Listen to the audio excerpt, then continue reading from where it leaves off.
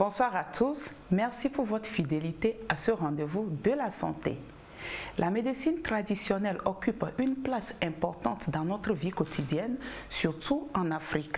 80% de cette population a recours à cette médecine ancestrale pour des besoins en soins de santé. L'Organisation mondiale de la santé et d'autres acteurs, à l'instar de l'Organisation ouest-africaine de la santé, conjuguent au quotidien leurs efforts pour former et recycler les praticiens de cette médecine et répondre au mieux aux besoins de la population. Mais alors, comment se porte la médecine traditionnelle au Togo aujourd'hui? Peut-on parler de cohabitation entre la médecine moderne et la médecine traditionnelle?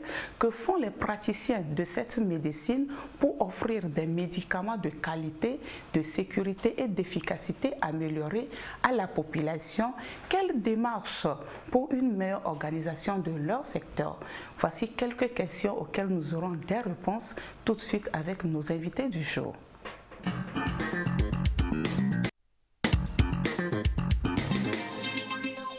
Dans la première partie de l'émission de ce soir, je partage le plateau avec deux invités. Monsieur Fayossé, bonsoir.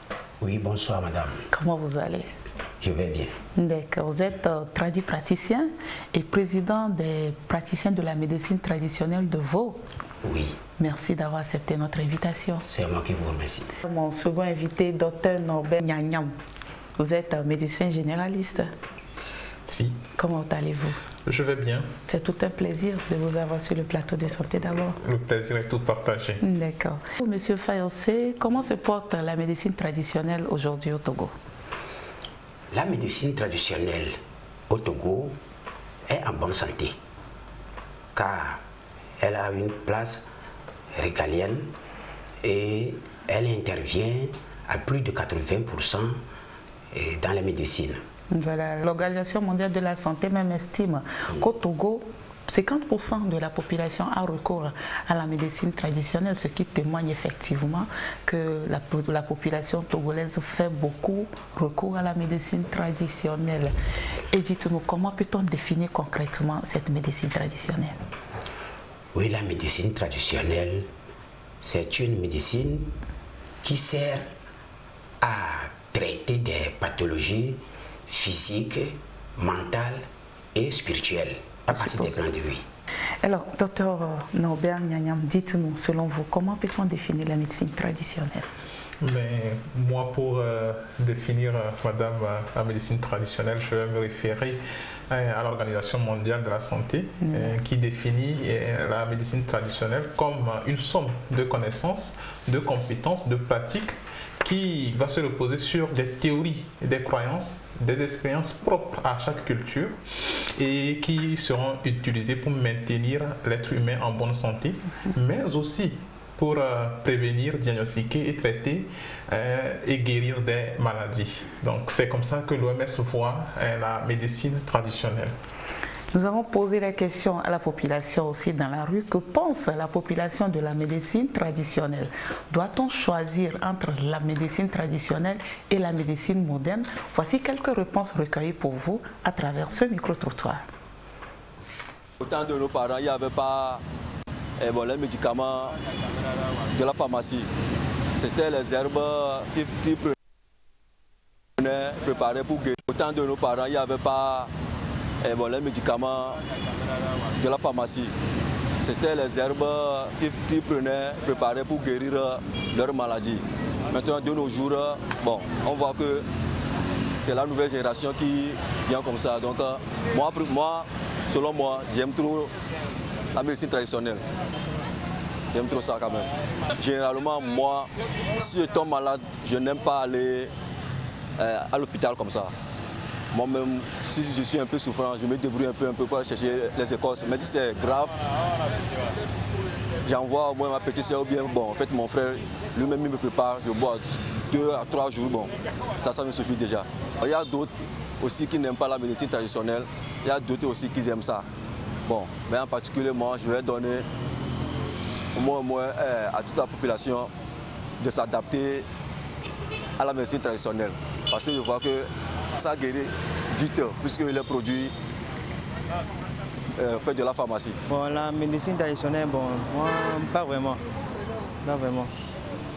Parce que souvent, quand je tombe malade, il y a un petit moment de tête, je vais à l'hôpital ou à la pharmacie, trouver ce qui peut me soulager et puis c'est bon. Parfois aussi, la médecine traditionnelle, si vous ne savez pas comment utiliser les herbes et autres là, ça peut déclencher d'autres maladies chez vous. C'est comme ça. Bon. Tout le monde sait que si tu as mal à la tête, si tu prends paracétamol ou efferalgan, ça peut calmer. Donc c'est tout à fait simple. Voilà.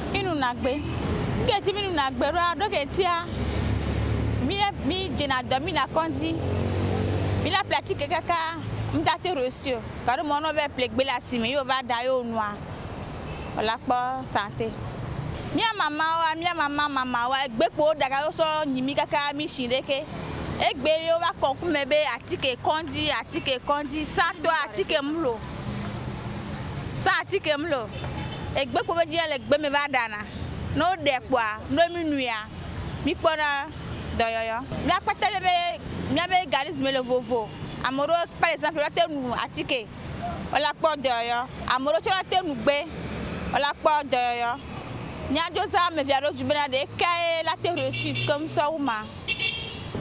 Pour médecine traditionnelle, moi, je ne peux rien dire par là, parce que des fois, tu peux prendre médecine traditionnelle, ce que tu as envie, la maladie que tu as, ça ne peut jamais te guérir. Parce que tu ne peux pas savoir quel produit exactement, si tu as mal à la tête, si tu prends ce produit traditionnel, ça va te travailler. Mais pour l'hôpital, si tu vas à l'hôpital, tu dis que tu as mal à la tête, on sait que le produit là va te traiter directement. Mais traditionnel, ça peut provoquer les autres maladies pour toi. Quand tu fais l'hôpital, tout est garanti. Traditionnel, c'est bon quand même, mais aller à l'hôpital, c'est mieux.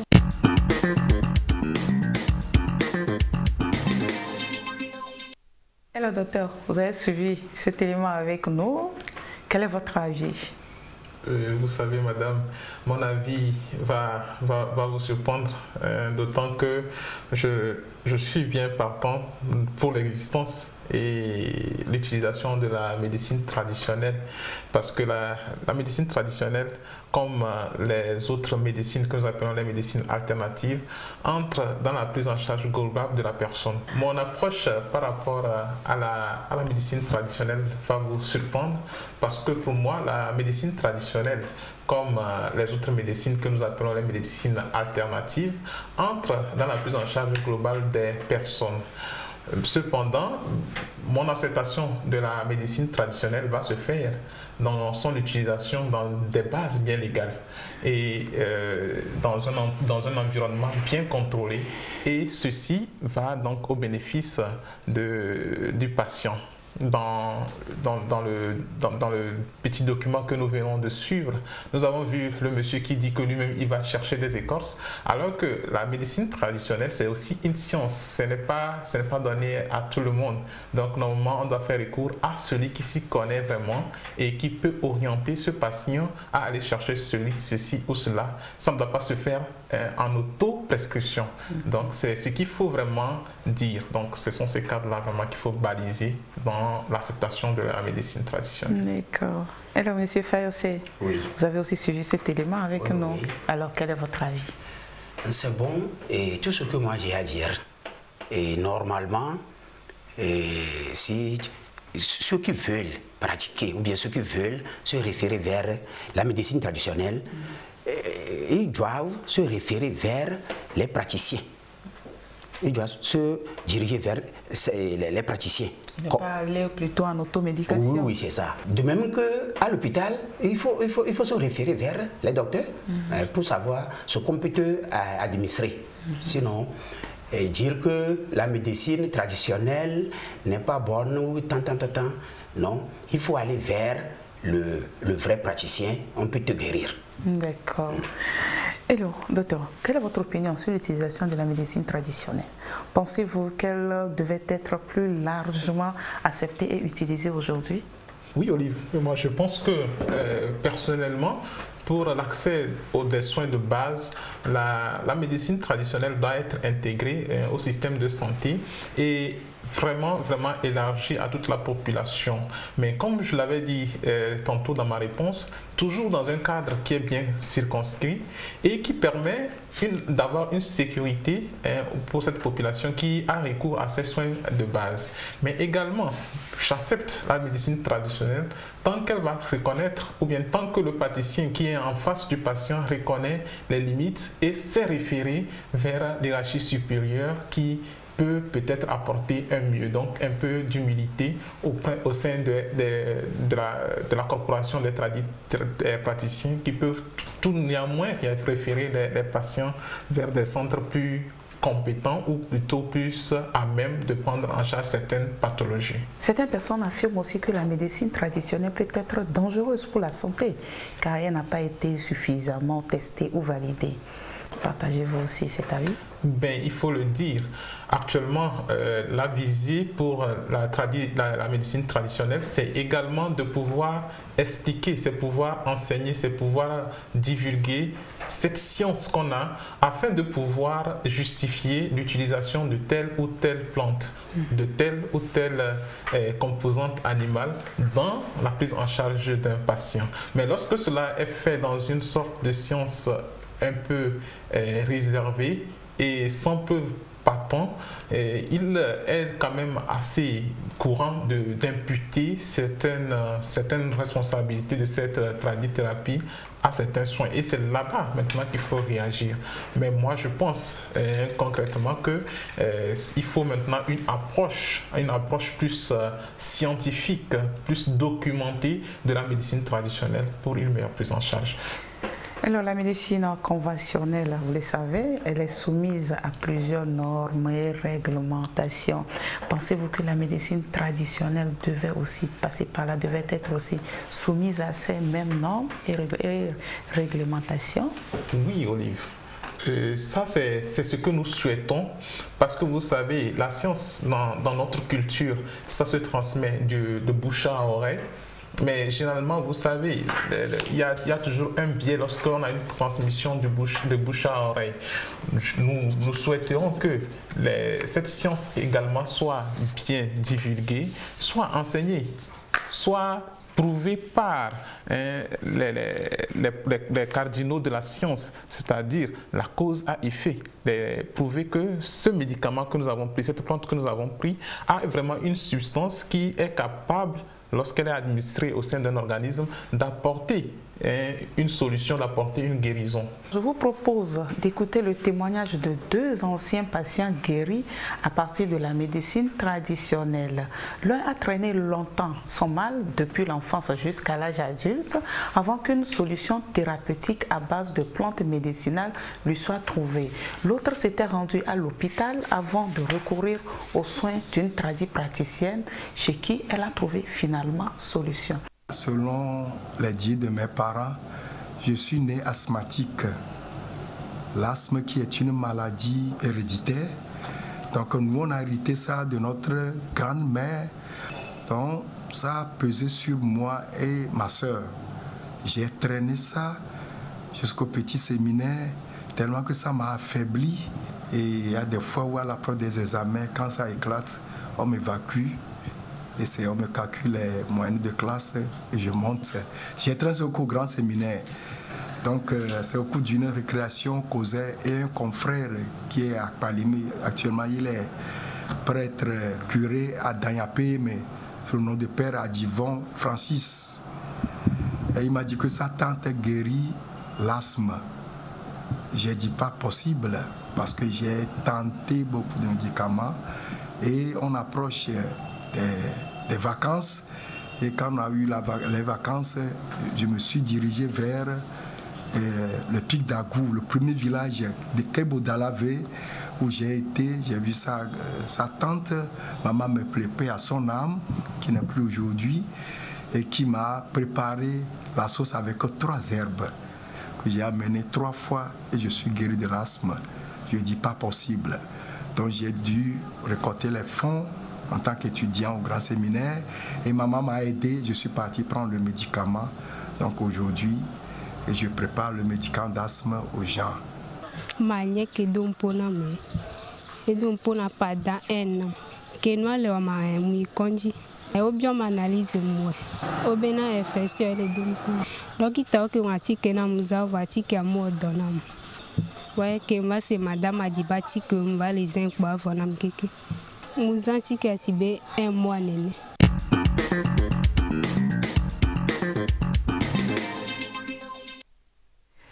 Monsieur Edo Fayassé, oui. Vous venez de suivre cet élément avec nous. Oui. Avez-vous quelque chose à y ajouter? C'est la composition. Donc les 3 feuilles là, ça sert à guérir ce mal. Donc il vient de dire que on l'a préparé sauce avec les 3 feuilles. Donc c'est déjà, je peux dire que c'est la bonne pratique. Donc la tante sait comment on guérit l'asthme avec les 3 feuilles. Oui. Et c'est pour ça que le traitement a marché. Oui. D'accord. Docteur, quel est votre avis? Ben, mon avis, il est plutôt optimiste parce que nous avons tous grandi, quel que soit le milieu social, dans un cocon familial où on nous a toujours apporté ne serait-ce qu'une tisane, une feuille ou une composition. Surtout nos grands-mamans. Surtout nos grands-mamans, on appelle ça toujours la casserole de la grand-mère. Et ça contient toujours quelque chose et ça fait des effets spectaculaires, même si on n'a pas une preuve scientifique. Bon, parce que peut-être nous avons eu la chance de fréquenter dans l'école moderne, nous n'avons pas cette preuve scientifique, mais ça fait des effets spectaculaires. Et ici, on parle de feuilles, mais il y a encore beaucoup d'autres choses que nous entendons nos patients nous citer qui ont fait disparaître leur crise d'asthme. Et on n'arrive pas à expliquer ça de façon scientifique, mais cela existe. Et on ne peut pas occulter cette force de la tradition, de la médecine traditionnelle. Donc pour moi, ça existe et ça fait des effets spectaculaires parfois. Mais comme il faut le dire, lorsque cela est fait par une personne qui est indiquée, une personne avertie, là ça va prendre une proportion guérissante. Mais lorsque c'est fait par une personne qui n'est pas avertie, là on peut échouer, non seulement échouer, mais avoir des effets délétères sur la santé de la personne qui est venue demander de l'aide. C'est vrai, la médecine traditionnelle, elle a toujours fait des effets, hein, elle a toujours prouvé son efficacité depuis la nuit des temps jusqu'à nos jours, mais elle doit avoir aussi des limites. Si je vous demande maintenant, que reprochez-vous à la médecine traditionnelle? Que me diriez-vous? De mon opinion personnelle, je ne parlerai pas de reproches, mais je parlerai des limites ou des défis à surmonter.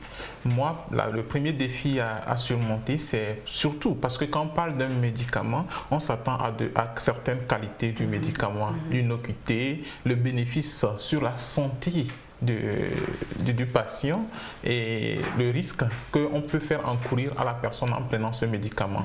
Donc, il faut faire respecter ces critères-là à tous les médicaments que nous allons donner ou administrer à des patients. Donc, c'est un défi vraiment à lever en mettant en place vraiment des comités de suivi par rapport à des protocoles ou bien par rapport à des soins qu'on administre.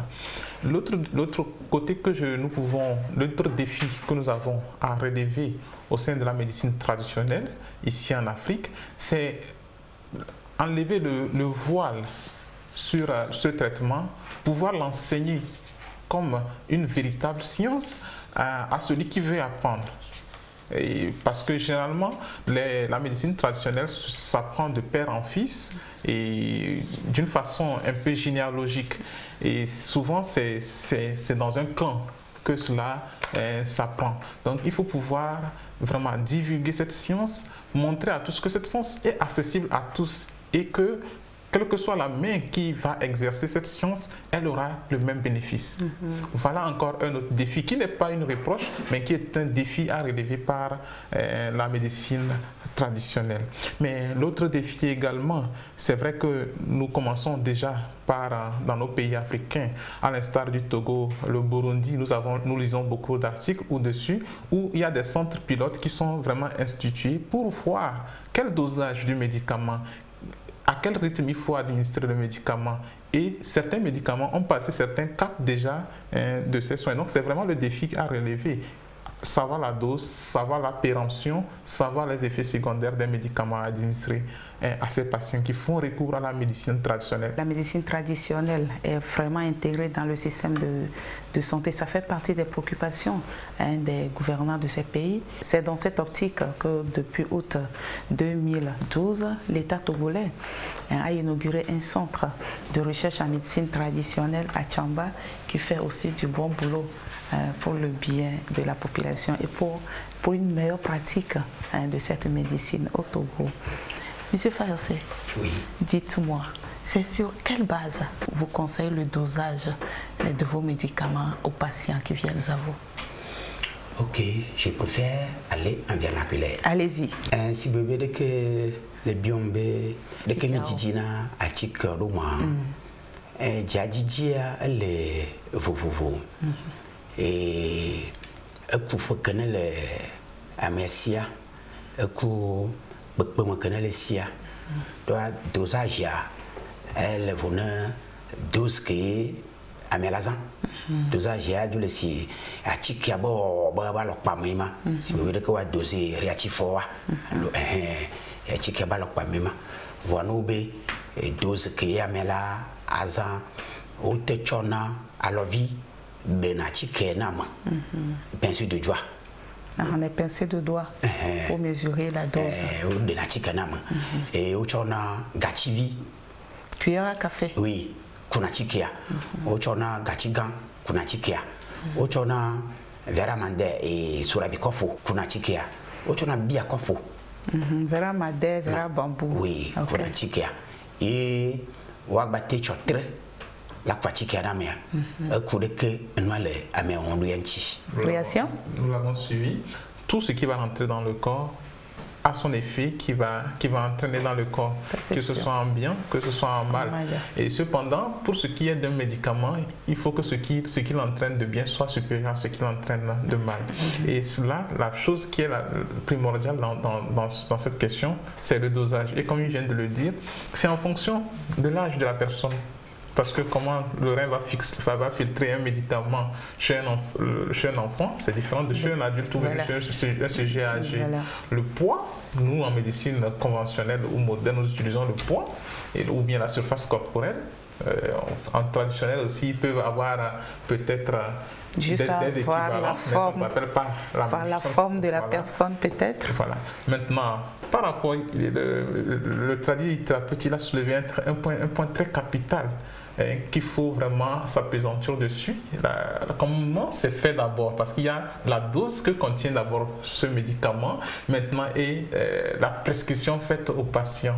Comment s'assurer que toutes les doses qu'on fera sera presque similaires. C'est-à-dire on aura des dilutions toujours assez similaires dans chaque boîte qu'on donne aux malades. Et c'est là-bas le défi parce qu'il faut peser les feuilles, il faut les prendre comment. C'est ça vraiment le grand défi pour savoir quelle dose nous avons quand nous donnons par exemple un évian de médicaments à quelqu'un ou une calebasse de médicaments à quelqu'un. Et maintenant, l'adapter en fonction de la personne. Donc je pense que le défi vraiment est là. Et c'est là-bas maintenant que l'approche scientifique moderne doit apporter sa petite touche pour vraiment uniformiser les choses et mettre ça de façon conventionnelle en accès pour tous. Monsieur Fayossé, oui. Parlons maintenant du diagnostic. Comment posez-vous le diagnostic chez vos patients? La adjidja me po, alors la deux poignets pinkel wea. Le mieux mia bo kangboa. Na me va elle a des problèmes. Donc elle le wea, elle a pompo. Le mpo mea et la té anyanka la azani. La nyachika ke la achoni.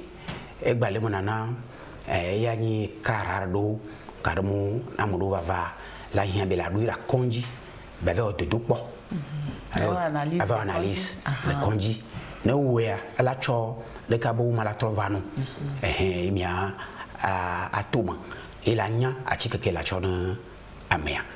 Quels sont les types de traitements que vous proposez à vos patients? Do yo bo nous les vovovo na me va la ni gbenunulo gbidada anu alo egbe atugu anu alo egbe ayo amea garmu amule ochunachi echichocho aussi na mea adechilema danado le do de balokba mea midana yon kakuntuba vi majimaji la stérilité midana coco hémorroïde midana ajibobodo l'épilepsie oui na me va quoi que mia ma walo na mo po au Ghana docteur Norbert Nyanyam.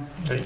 Alors, le traitement à long terme de certains patients, pas les médicaments traditionnels, crée parfois des dommages sur la santé, surtout au niveau des reins.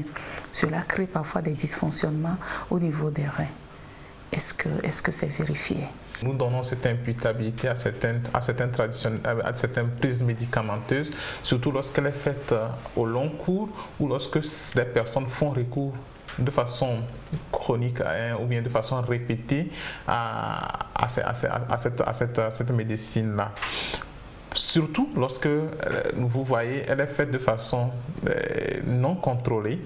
Elle est faite d'une façon non contrôlée et pendant une grande durée. Et elle aura des effets, comme vous venez de le citer tantôt, sur le rein, mais également sur d'autres organes, notamment, je veux citer le foie. Et voilà, quand cela va arriver, on arrive à l'hôpital moderne et nous sommes confrontés vraiment à ce problème-là.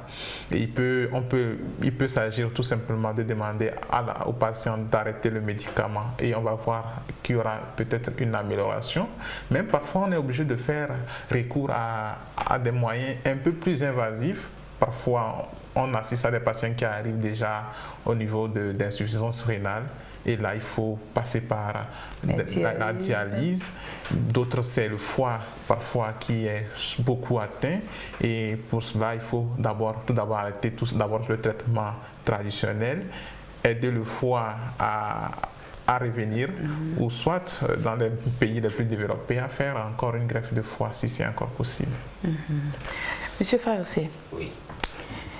Et parfois, vous soignez des patients et qui ont parfois des effets secondaires.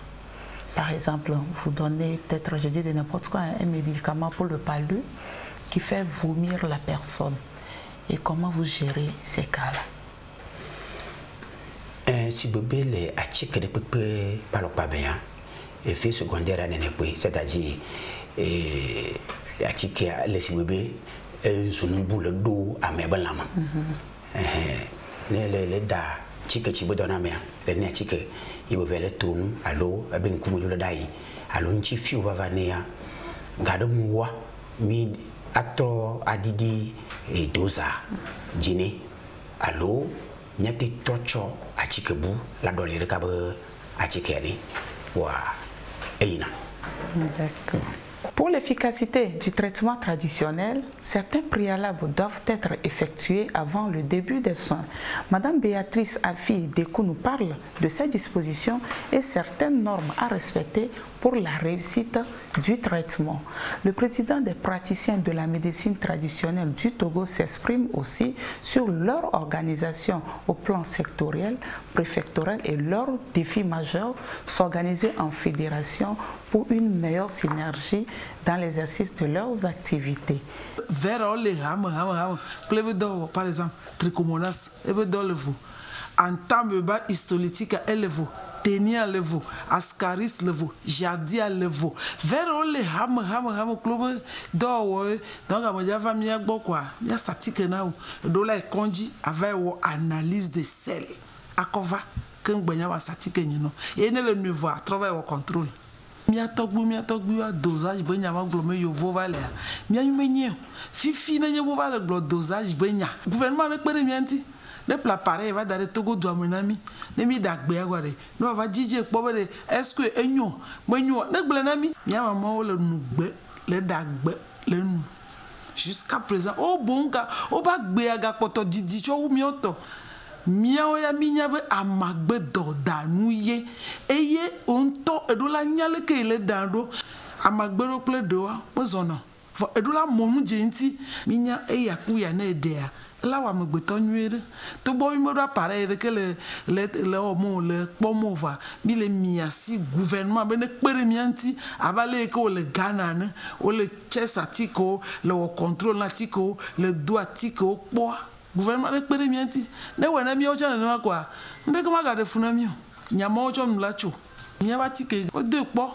na mi wo mareji o de po le Esteba les universités avec pam et puis au mal le présentement ma donc ce togo du corps avec Afrique to mignon ma una un semi avec bobo nani doda nami moi gagner be de vide la chite gbako apote atiko patapata ko zembele da non no jagbagba no tere amagbenya lanti amekenya magbe amekenya be de iko echo le pringota moi gagner be ya ko antibiotique de que kenye gbe akochake ada na meo elle en avait mis la sem donc à nos diagbagba nos tere amagbenya lantontonti ale bo akpo doyoyo. La médecine traditionnelle au Togo se porte bien dans le sens où on a entamé la réorganisation du secteur depuis 2019 après notre visite au Ghana où on a appris beaucoup de choses qui nous ont inspirés d'entamer la réorganisation. Et depuis là, je crois qu'aujourd'hui, toutes les préfectures ont leurs bureaux préfectoraux.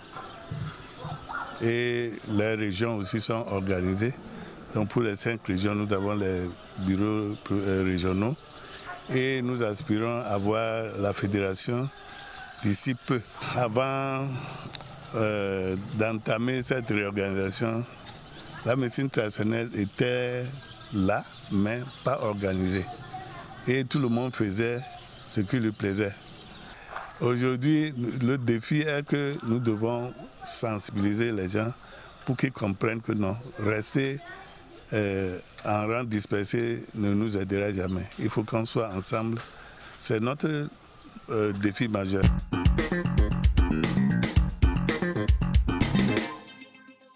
Dr Norbert, oui. Nous sommes de retour sur ce plateau. Vous avez suivi avec moi Madame Dekou. Madame Dekou est le président des praticiens de la médecine traditionnelle. Réaction, avis? Je m'en réjouis parce qu'elle a une connaissance en parasitologie qui est assez étonnante.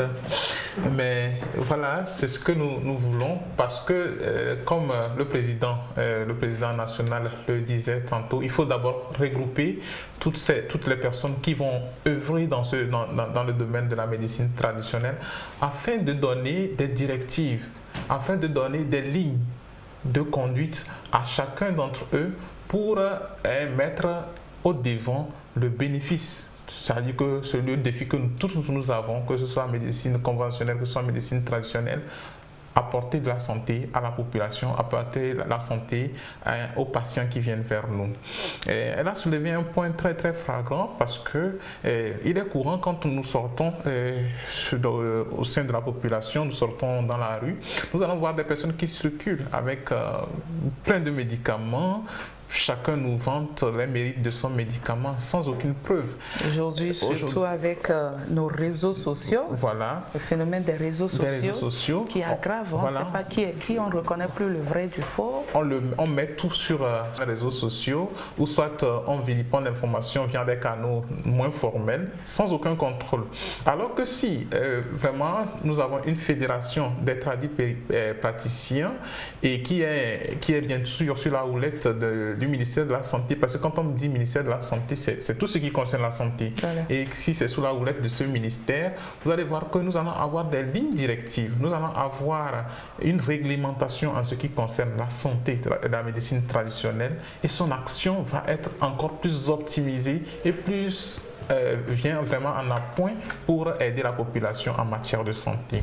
Mais je vais l'exhorter aussi, si elle peut, vu qu'elle sait si bien vraiment s'exprimer et trouve vraiment l'initiative, qu'elle enseigne, qu'elle fasse aussi la preuve des principes actifs qu'elle a dans ces médicaments pour vraiment jauger de la qualité de ces médicaments. C'est aussi quelque chose, un défi qu'elle doit se relever. Un défi qu'elle doit relever. Oui.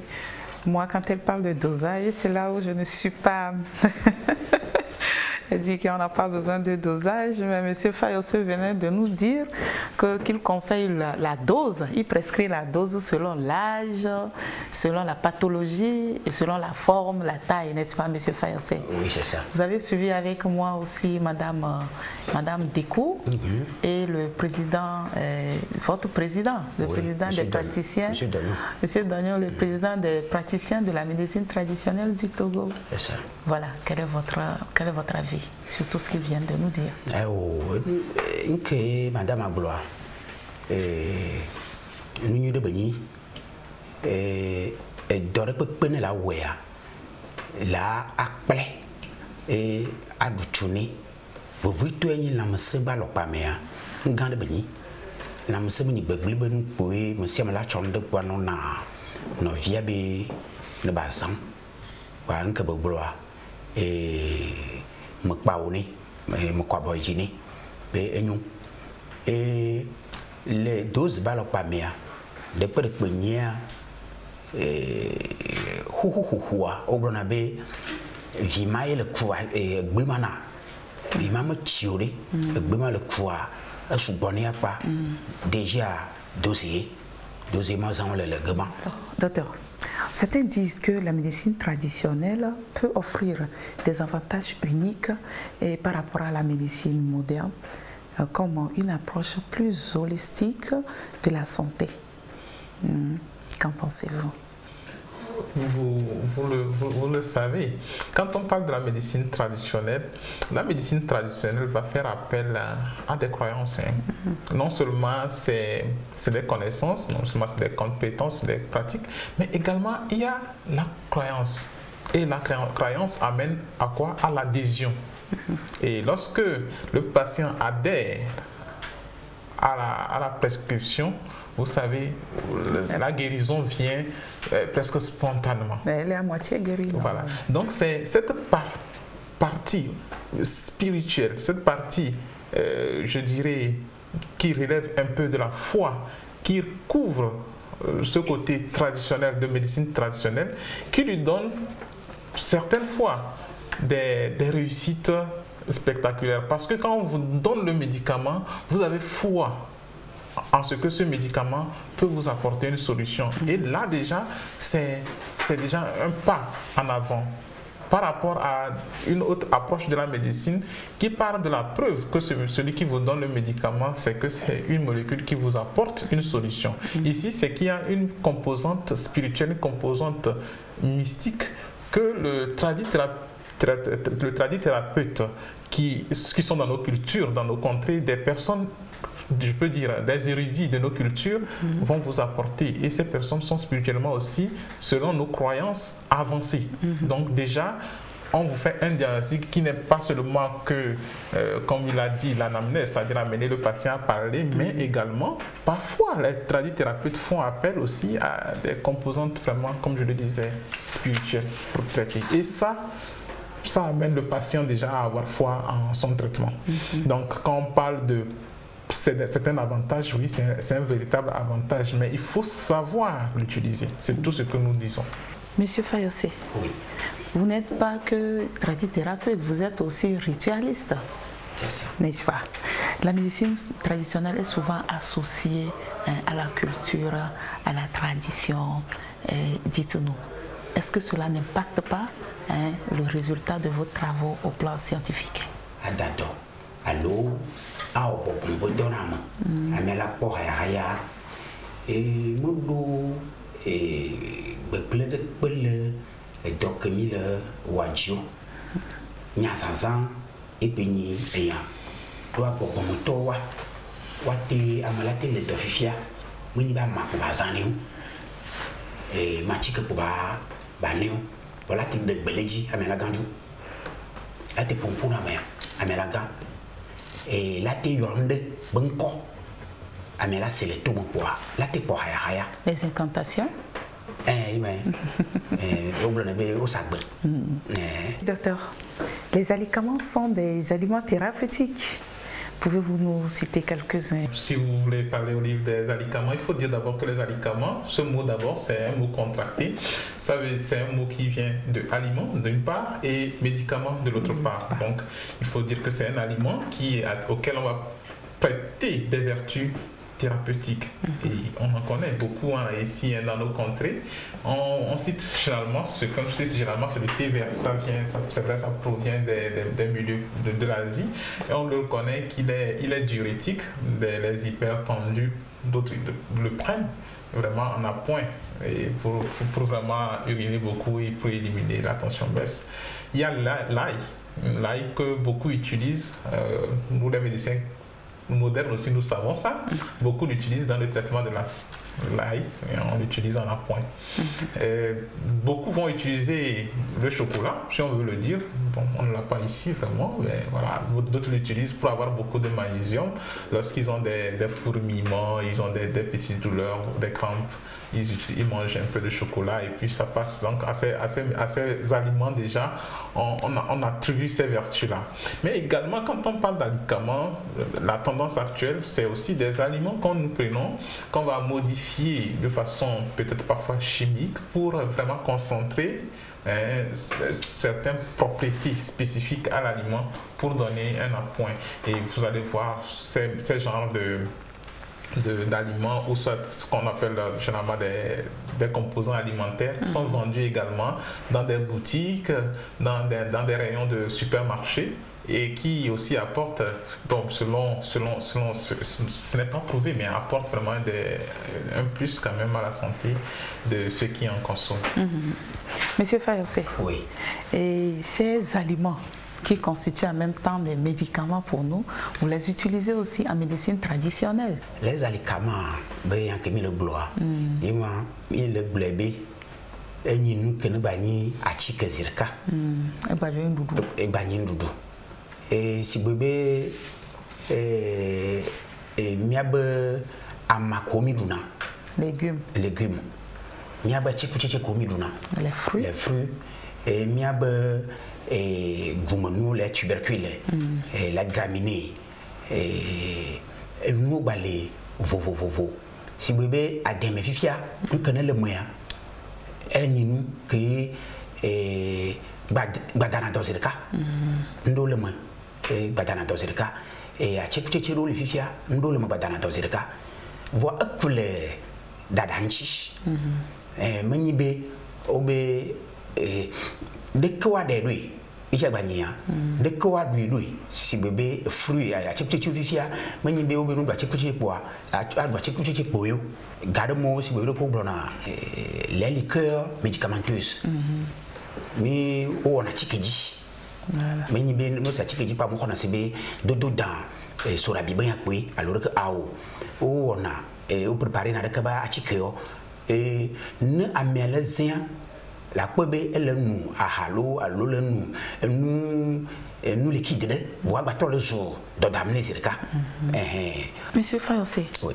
Vous êtes praticien ou bien praticien de la médecine traditionnelle, vous êtes ritualiste. Chez vous, vous êtes aussi le président des praticiens de la médecine traditionnelle dans la préfecture de Vaud. Quelles sont les difficultés que vous rencontrez d'abord en tant que praticien de la médecine traditionnelle et aussi en tant que président des praticiens de Vaud?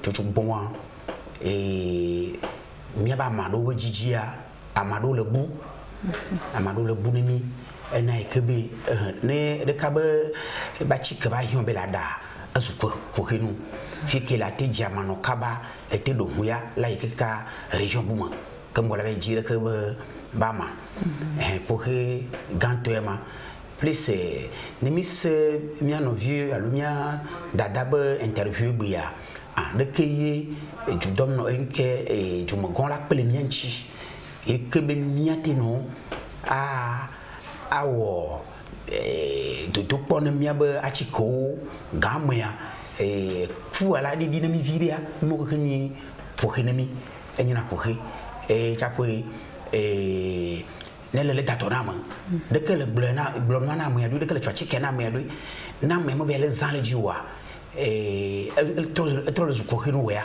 do asusu mo nyibe ki do lo ka do mala vona amea vona me mo ve zan le do wonu wa trop le zu agbagande no wea nya préfecture ni mo ya nji canton yi donc me parcourir canton mo kam et mo chef canton mi wo bobo mi yonon mi fufu voa bobo ko manya bono ne mi o mi zina ma ji chambe ne va do ha de mo do dan amela te ne intola te awo ibe do le vodou voa ne mi le en synergie la domo ji la so pe donc an ba to mo ya ji ba le blobe mo se mo ne jabagba ba gogo ne préfecture comme le poa do la gogo point focal que ano accueillir ministère de la santé trop réorganisé à jabagba no le kaba ha mano ibe poprote nous subonle que ne do mo ji le ma wa jesio wa nyabe enyi le kaba do tolo enyo akpe. Docteur Norbert, je reviens à vous. Comment voyez-vous l'avenir de la médecine traditionnelle? On devait l'intégrer dans les systèmes de santé modernes ou vous pensez qu'elle devait rester une pratique distincte? Je pense que la médecine traditionnelle déjà au Togo est intégrée au système de santé. Voilà. Ça, c'est déjà un grand pas. Ouais. Elle est déjà intégrée au système de santé. Intégrée totalement? Intégrée parce que nous qui exerçons la médecine conventionnelle, nous ne nions pas l'existence de cette médecine traditionnelle. Nous la connaissons de la santé avec le ministère de la Santé, voilà. Nous reconnaissons l'existence de la médecine traditionnelle et souvent dans les grandes réunions, nous assistons tous ensemble dans des grandes réunions concernant la santé de la population en général. Donc je pense que au Togo, nous avons fait quand même une grande avancée, quitte aux acteurs eux-mêmes de s'approcher comme le président vient de le dire tantôt, pour vraiment faire synergie et avancer ensemble en groupe. Mon autre vision de la médecine traditionnelle se veut plus optimiste et se veut plus progressiste. Progressiste en ce sens que nous n'allons pas rester dans le courant classique de la médecine traditionnelle, mais nous pouvons faire entrer dans la médecine traditionnelle des instruments modernes qui permettront de booster ou bien qui permettront d'augmenter l'efficacité de cette médecine traditionnelle. Tout cela pour le bénéfice de la population. Et mon autre souhait pour la médecine traditionnelle, beaucoup d'autres pays l'ont déjà commencé. Il y a des facultés de médecine traditionnelle qui l'enseignent. C'est comme l'acupuncture, qui est une médecine traditionnelle chinoise. Elle s'apprend non seulement à ceux de la contrée chinoise, mais également à toute personne qui voudrait l'apprendre. Donc, mon souhait pour la médecine traditionnelle, c'est qu'elle s'intègre aussi à une faculté pour qu'elle soit enseignée comme une véritable science propre à nos cultures et qu'elle puisse vraiment exercer sa notoriété comme la médecine traditionnelle ou la médecine occidentale que nous avons appris dans nos universités. Merci beaucoup, Dr Norbert Nyanya. Je rappelle que vous êtes un médecin généraliste. Nous ferons encore le plaisir de vous avoir sur ce plateau. Ce sera avec grand plaisir que je répondrai. Merci. Pour cette deuxième partie, je reçois M. Kofi Koudouvo. Il est enseignant-chercheur à l'Université de Lomé et maître de conférence en ethnobotanique et ethnopharmacopée. Docteur Koudouvo, bonsoir. Bonsoir Olive. Comment allez-vous? Oui, je vais bien. Nous allons aussi bien. Okay. Merci de répondre à notre invitation. Merci. À l'initiative de l'Organisation mondiale de la santé, l'Organisation ouest-africaine de la santé a organisé à Lomé le 12 décembre pour 5 jours un atelier de formation qui avait eu pour thème le rôle de la formation et la recherche dans le domaine de la médecine traditionnelle. À quel niveau se situent aujourd'hui les recherches sur la médecine traditionnelle au Togo? Dr Koudouvo. Oui, effectivement, l'OAS a organisé à Lomé en décembre 2022 ce qu'il appelle le séminaire annuel de cette organisation et pour plancher sur un sujet. Lorsque nous voyons au cours de l'année 2022 le thème de la journée africaine de la médecine traditionnelle était alors l'intégration de la médecine traditionnelle dans les curricula d'enseignement dans les facultés des sciences de la santé de la sous-région de l'Afrique centrale et l'Afrique de l'Ouest. L'Organisation africaine de la santé donc, a pris ce thème parce qu'on a senti que la formation manquait pour les praticiens donc, de la médecine traditionnelle et les médecins conventionnels, les pharmaciens qui sortaient. Il y en a aussi donc, ce manquement. C'est pourquoi c'est introduit.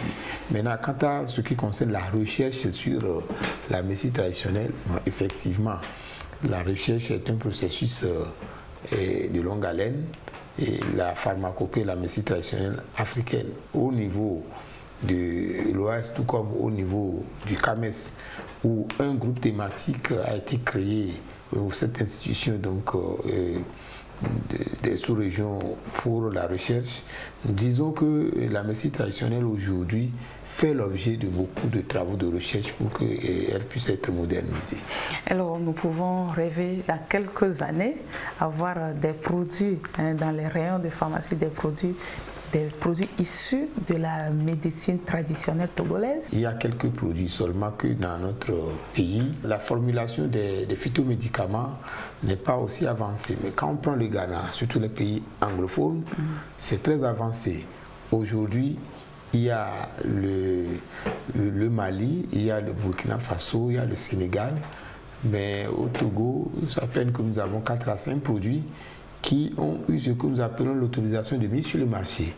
Et l'autorisation de mise sur le marché constitue une autorisation à ce que les marchés en question sont des pharmacies pour que les produits soient vendus en pharmacie. Le traitement de certaines maladies par la médecine traditionnelle est indéniable. L'Afrique regorge de plantes qui ont une valeur précieuse en matière de santé.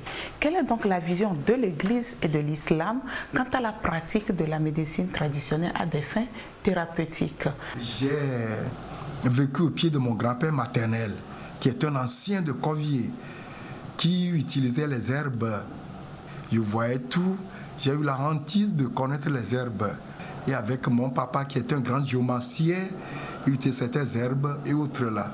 Donc j'ai eu goût de connaître les herbes. Voyant ta politesse, ta conduite, les vieux se livrent à nous. Ce qui me cœur aujourd'hui, c'est que en tant que chrétien, on disait que utiliser l'herbe, c'est du fétichisme.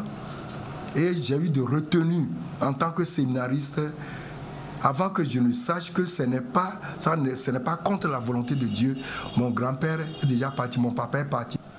Le livre du prophète Ézéchiel, chapitre 47, verset 12. Au bord du fleuve de vie, il y a plusieurs sortes d'arbres dans les deux rives, où certains dont les plus servent de nourriture et d'autres les feux servent de remède. Même le livre de l'Apocalypse aussi en a parlé, et certains psaumes aussi en ont parlé. Donc l'herbe, Dieu a créé des herbes avec leurs vertus.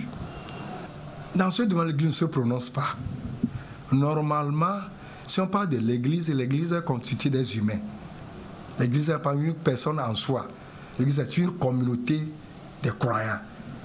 Mais ces croyants-là ont à leur tête des autorités. Il faut que les autorités s'impliquent, comme notre archevêque qui a la hantise maintenant avec notre grand frère Père Couteau. Mais le problème est que si la personne n'est pas mordue, si la personne n'a aucune idée sur ça, comment est-ce qu'elle peut demander à ce que cela soit fait? Il faut faire la différence.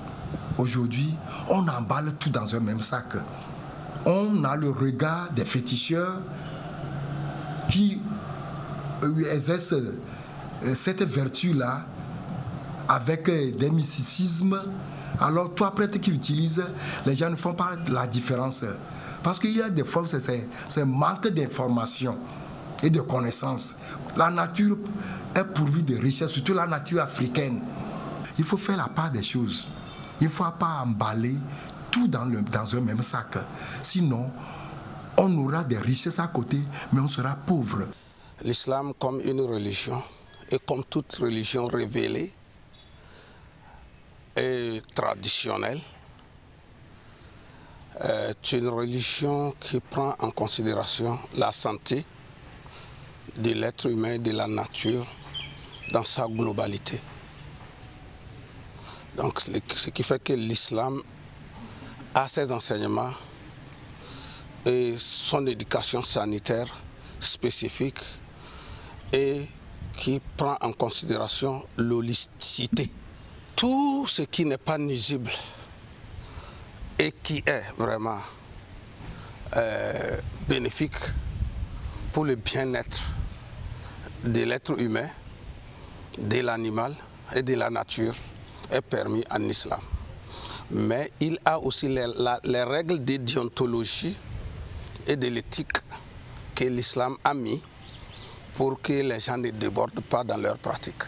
À Tchamba, nous avons une corporation associative où nous avons plus de 100 tradithérapeutes de différentes spécialités et nous avons plusieurs phases d'activité. Il y a l'activité de recherche, le pourquoi nous avons un laboratoire de recherche biomédicale et un laboratoire de recherche en évaluation clinique de nos médicaments. Nous avons la phase de fabrication des médicaments, c'est l'unité de fabrication qui est aussi soumise aux règles de la bonne pratique de la CEDEAO dans notre production. Nous avons la phase de traitement où nous avons les centres de traitement pour traiter les patients et nous avons aussi la phase de formation et l'initiation. Je remercie en premier lieu le docteur Koudouvo qui est notre mentor et qui nous amène vraiment à nous familiariser avec les chercheurs de la science cartésienne qui aussi ont la difficulté de comprendre notre approche. Et je remercie l'Église pour l'organisation de ce séminaire où on nous a invités de venir apporter notre contribution.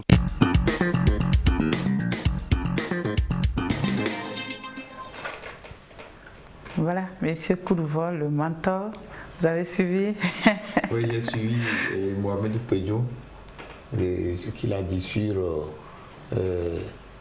l'islam et la pratique de la médecine traditionnelle, l'Église, la pratique de la médecine traditionnelle. Et cela est versé donc dans un écuménisme de pratique de la pharmacopée et de la médecine traditionnelle. Parce que nous avons vu à ce séminaire, vous avez invité, il y avait l'église évangélique qui était représentée et toute une multitude de croyances religieuses qui étaient représentées, ce qui est très intéressant. Oui, oui, c'est ici où nous exprimons toutes nos gratitudes à son Excellence Monseigneur Nicodème Anani Bariga Bénissant qui nous a instruit à ce que nous sollicitons les autres congrégations sœurs telles que l'Église évangélique presbytérienne du Togo, l'Église des Assemblées de Dieu, l'Union musulmane du Togo, pour que ce séminaire qui a été inédit vis-à-vis donc des thèmes traités et les médecines, ça veut dire que la médecine traditionnelle et la médecine conventionnelle, et le service de guérison pour garantir la santé pour tous, et c'est ce qui a été fait effectivement lorsque ce séminaire a eu lieu. Donc les églises sœurs ont été donc représentées à ce séminaire de renforcement des capacités. Et qu'est-ce qui a motivé l'organisation d'un tel séminaire? Il a été remarqué que parmi les praticiens de la médecine traditionnelle, il y a des professionnels comme M. Foyosé, comme M. Dognon, comme M. Foyosé. Il y a plein de professionnels que nous reconnaissons, mais il y a aussi beaucoup de vendeurs d'illusions, comme Mme Madi qui a été citée là, qui est apparue, et Mme Akacha, Nous connaissons des professionnels, mais à côté de ces professionnels, il y en a qui ne sont pas professionnels mais veulent exercer. Alors l'Église a constaté que ceux qui sont praticiens de la médecine traditionnelle et qui sont religieux ou religieuses, des prêtres, ou qui sont des chrétiens ou des musulmans pratiquants, ils exercent alors la pratique de la médecine traditionnelle avec beaucoup plus de sérieux par la crainte de Dieu. C'est ce faisant que l'Église catholique a recommandé que ces personnes-là soient identifiées et que leur capacité donc soit renforcée. Et au cours donc de ce séminaire, il y avait donc la participation des médecins conventionnels, l'ex-doyen de la faculté des sciences de la santé, le professeur Douty Luc, a donné donc une conférence pour conscientiser les praticiens de la médecine traditionnelle comme de la médecine conventionnelle à un engagement ferme pour la promotion de la guérison, pour que leur engagement est comme le serment, quand ils prêtent le serment, c'est que la vie du patient soit avant tout. Au niveau donc des praticiens de la médecine traditionnelle, il y a des tests qui régissent l'exercice de la médecine traditionnelle qu'ils ne maîtrisent pas, qu'ils ne connaissent pas. Un professeur de la faculté des droits a été sollicité pour leur décliner donc ces tests-là. Il y a les bonnes pratiques. Et il y a des experts de la CEDEAO en matière de pharmacopée, de la médecine traditionnelle, qui ont été sollicités pour donner alors des modules pendant ce séminaire. Monsieur Fayossé, oui. Nous sommes presque à la fin, ou bien nous sommes arrivés à la fin de cette émission. Comment pensez-vous l'avenir de la médecine traditionnelle au Togo? Beaucoup de choses sont faites. Il y a le ministère de la Santé qui ne ménage aucun effort pour améliorer ce secteur-là. Il y a l'Organisation mondiale de la santé, l'OAS, qui vous accompagne tout le temps. Comment pensez-vous l'avenir de la médecine traditionnelle au Togo?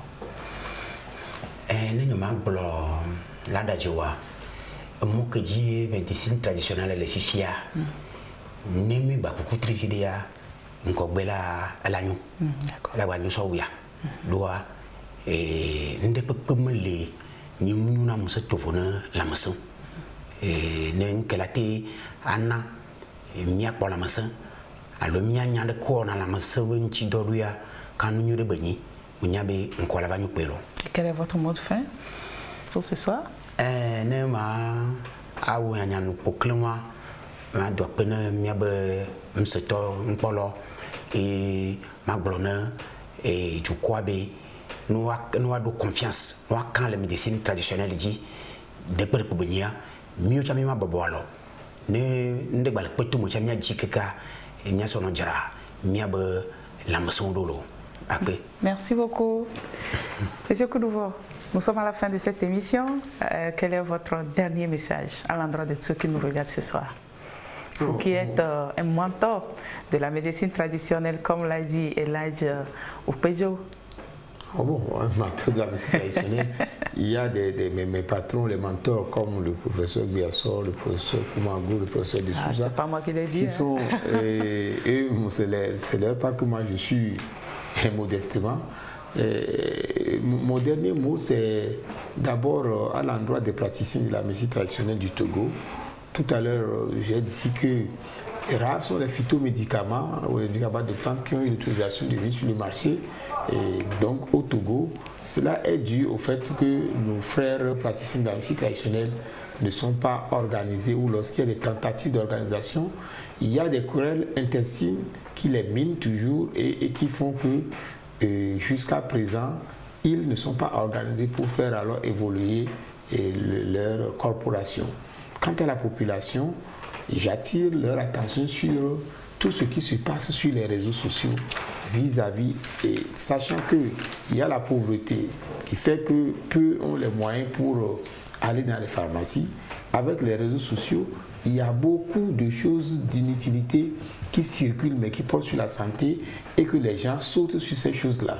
Alors l'automédication en médecine traditionnelle est plus dangereuse que l'automédication en médecine conventionnelle. Il va falloir que lorsque la population ou quelqu'un veut se soigner par la médecine traditionnelle, qu'il s'adresse alors aux professionnels de la médecine traditionnelle parce que la vie n'a pas de prix.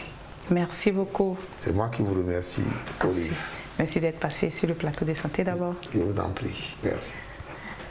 Fidèles téléspectateurs, c'est fini pour Santé d'abord de ce soir. Merci d'être restés en notre compagnie. Merci à la réalisation et à tous ceux qui ont contribué à la production de cette émission. Je vous donne rendez-vous mardi prochain. Au revoir.